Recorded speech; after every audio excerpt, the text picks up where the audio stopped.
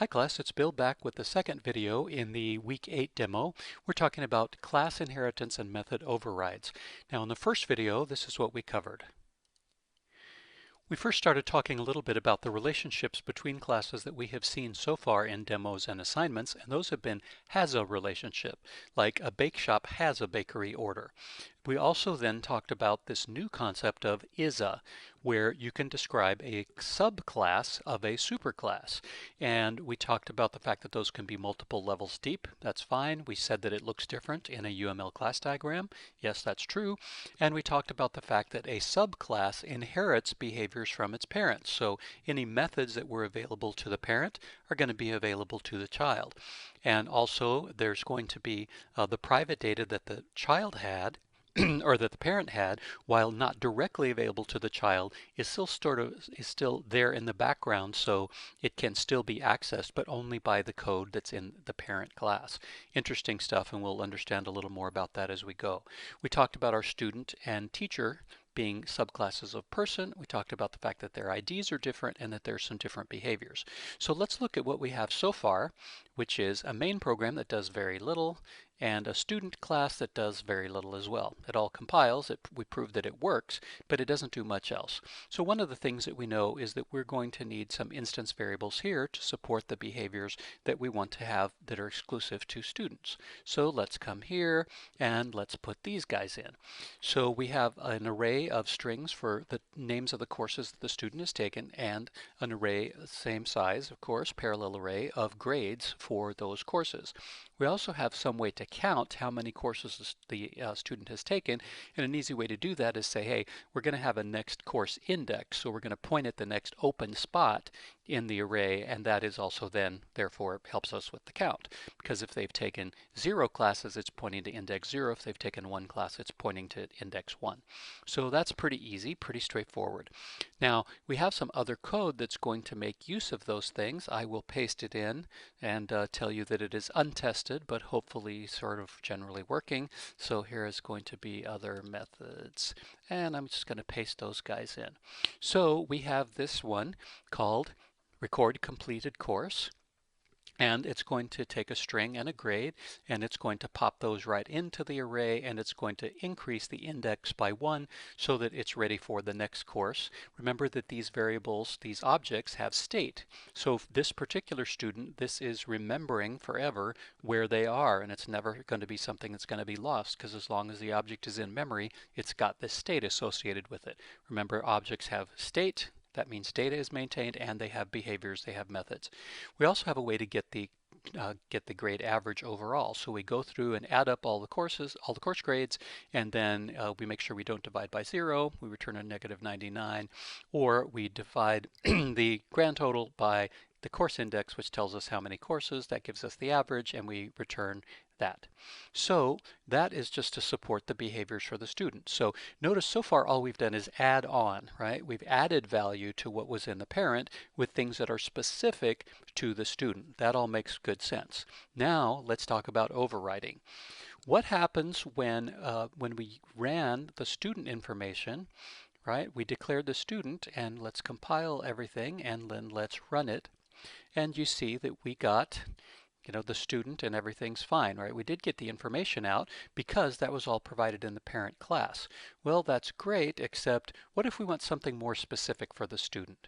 What if I want to have my own toString method, right? So this is what's called an override. You're saying, hey, look, what was provided in my superclass, that was nice and all, but I kind of want something different. I think I want to have a different implementation here. So I'm going to first create an information string, and then I'm going to start concatenating on student has completed, and then I can use next course index to help me with that, and then I can say courses so far. And then I'm probably going to put, I'm just going to put a \n in here. That's easier. All right, and then maybe I want to give the grade point average too. So I can say current grade average is, and then I can call get average grade. All right, and then I better return that, right? I better return that or else I won't have anything. So I have now made an overridden method. I have overridden the toString method. So I have substituted this for what's in the parent class. So that's really interesting. So notice what's going to happen now when I run my main program. Notice it recompiled. That's interesting that it knew it needed to recompile, and there's a good reason for that. What happens now when I compile and I run the main class? What kind of information am I getting out now? All right, where's my window here?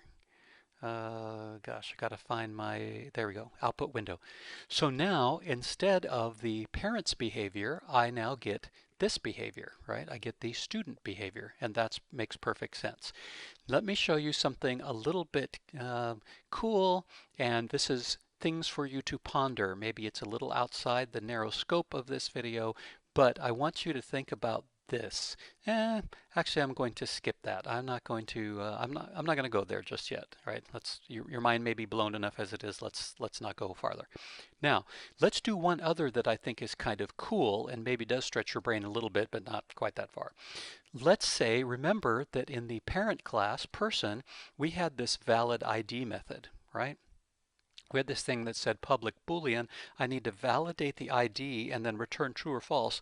True means it's valid and false means it's not. And remember we said we really are puzzled. We don't know what to put here. Well, in student we do know what to put here. We were given some very specific instructions about how IDs work, right? IDs work for students. They're supposed to be 9 digits and they're supposed to be all numeric. So what can I do to make that happen? Well, it's easy enough to write code to do that. It shouldn't be too surprising a code. So let me paste it in here and we'll look at it briefly just so you see what has been done. Okay, so I say I'm assuming the thing's valid until I find otherwise, and then I do a test and say, hey, look, if it's not 9 in length, then we have a problem. We have an invalid ID. And if that's passes muster, then I'll also go and look at each letter in between. I'll look at every character and see if that character, notice character data type, not string data type, if every single character, and I'll look and see if any of them are outside the range of 0 to 9, right? And if it is, again, that means I have an invalid ID. And I return then at the bottom whatever I have figured out. It was either true, that it never got changed from the start, or it got moved to false from one of these things. Now we could shorten this code by doing the returns directly here rather than setting the variable, but that's another exercise and another topic that we'll leave out. Now, here is the interesting thing. Notice it's valid ID that I have overridden, but interestingly, valid ID is called in the parent, the superclass, from setID. Okay, so interestingly, when we try to do the setID, it's going to call the parent class's setID because we don't have an override for that. But then the parent class's setID is going to look and say, valid ID, where can I find that? And again, it always starts at the current class, right? The class of the object itself, which is going to be a student, and it uses the student class's valid ID because that's been overridden. It's a little bit crazy, a little bit mind-blowing, but that's the way it works. So now, if we go into main, let's say we try something that is too long. And let's run this and see what happens. All right, did you hear that bling? That means something bad has happened. And in fact, we do have this problem. We got an invalid argument exception, or legal argument exception. So great. That's what we expected to get from that. So that's cool. Let's clear that. And let's try another one where in main, instead of just making it that way, let's make it the proper length, but let's put an A there instead, or a space or something like that. And let's see if that also trips it. Okay, bling is the magic sound. Yes, indeed, we did get that same thing happening. So that's cool. So again, we did an override, but it's kind of fun how it works. We got the right kind of override, even though it was sort of intertwined with calls that the parent class was being made from the parent class's code. So cool stuff. The point is, if you make an override in a subclass, it is going to be used anytime it needs to, and it will override the behavior when that object is used, regardless of the fact that the parent already had one or the parent had other code that calls whatever. It doesn't matter. This is the one that's going to be used for this object. It will be this particular valid ID function. Same thing here with the toString method. It's going to use that. So this is the idea of overriding. You are supplanting, you are switching out and saying, hey, anytime you are using a student object, I want you to use these methods instead. Do not use any from the parent class. I am telling you now, these are the ones to use. So that's what overriding is all about. So that actually gives us some pretty cool stuff, and it makes the program work pretty much like we'd expect. We can set the ID. Now, can we do these other things, right? Could we record? We better prove that we can do things here too. So there's the ID. Let's put the ID back to something valid, and then let's actually do test student dot record course completion, and then let's let them finish a couple of courses so we can get their GPA. Okay, so now we have recorded that the student has completed those 2 courses, so we should actually see that output when we do this is going to call toString under the covers, and so when we run this now, we should see some stuff that really proves our student is doing its thing. So let's see what our output looks like. Completed 2 courses so far, if I could spell, and the grade point average is 3.8. That sounds about right, the average of those 2 things. So that's cool. So basically, looks like our functions are indeed working pretty well, and that's great. So we have now proven the override.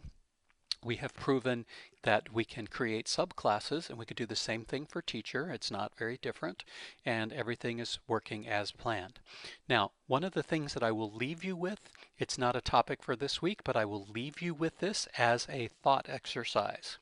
I will now say, I'm going to create a person reference called test person, and I'm going to say new student, and this is going to be Susie Smith, and she's going to be Suze Smith at where does she let's say, I don't know, Amazon.com. All right, she works at Amazon maybe. Okay, so we're going to create a new student called Susie Smith, but we're going to assign that to a test, the test person variable, which is of class person, right? This is a reference to a person, not a reference to a student. So the 2 questions I have for you that I will leave for you to ponder until we resume next week's material is, does this work? Does it compile? And the answer is yes. Part of the question is why, and then part of the question is if I want to say system.out.println and do test person, right? In this case, I want you to think about what is going to come out here. What is going to be printed? Am I going to get person treatment or am I getting student treatment, because the toString is very different than those 2. So I will leave you to ponder that, and that's a little gateway, a little teaser into some of the material that we're going to cover next time when we talk about the next level of goodies with object-oriented programming, like polymorphism and fun, crazy stuff like that. So thanks for watching this video. Let me know if you have questions, and we will see you in the forums or hear from you in email. Thanks.